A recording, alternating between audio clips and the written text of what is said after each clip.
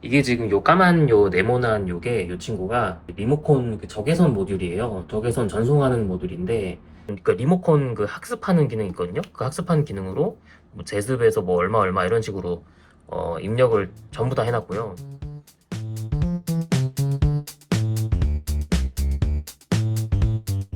사실 녹화를 1시간 가까이 진행할 만큼 설명드릴 게 너무 많았지만 이번 영상에서는 가장 기초적인 부분만 설명해 드리겠습니다. 준비물은 다음과 같습니다. 투야 전용 온스톡에 그리고 리모컨 모듈 그리고 IoT 장비들을 연결할 허브와 그리고 인터넷 공유기 그리고 서버가 필요하고요. 저는 집에서 사용하던 나스를 서버로 활용을 했습니다. 서버에서 실행된 프로그램은 투야 API로 연결된 온스톡에로부터 실내의 상태를 확인을 하고요. 바깥 날씨와 현재 시간대를 바탕으로 그렇게 설정된 목표 온습도 범위가 있어요. 그걸 기준으로 판단을 합니다. 습도가 범위보다 높으면 제습 모드 또는 PMV 모드를, 그렇지 않으면 냉방 모드가 결정됩니다. 그런 다음 목표 온도 또는 습도 범위의 평균 값을 구합니다. 이를 다시 소수점이 없는 정수값으로 변환을 해서요. 리모컨 신호값으로 전송하는 원리입니다. 좀 더 자세히 설명드리겠습니다. 이 프로그램은 주기적으로 날씨 데이터를 수집합니다. 그런 다음 습도가 높으면 제습 모드가 강하게 돌아서 그로 인해서 추워지는 것을 막으려고 목표 습도를 약간 올리고요. 기온이 높으면 목표 온도도 어느 정도 올려서 실내외 온도차가 벌어지는 것으로 그렇게 생길 수 있는 냉방병이나 과도한 전력 사용 가능성, 이런 것들을 완화를 합니다.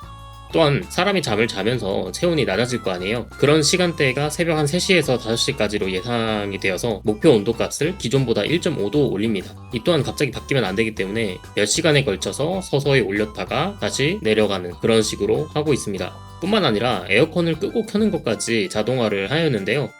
여기서는 아이폰 단축어의 자동화를 활용하였습니다. 여기서 해당 기능을 하는 URL이 있어요. 그거를 특정 조건에 따라 전송하도록 했고요. 예를 들면 제가 외출을 하면 에어컨이 3시간 동안 대기 상태에 들어갔다가 알아서 종료가 됩니다.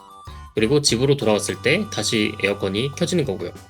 만약에 집을 잠깐 비우는데 무작정 껐다 켰다를 반복하면 안 되잖아요. 그래서 3시간 동안의 대기 시간이 주어지는 겁니다.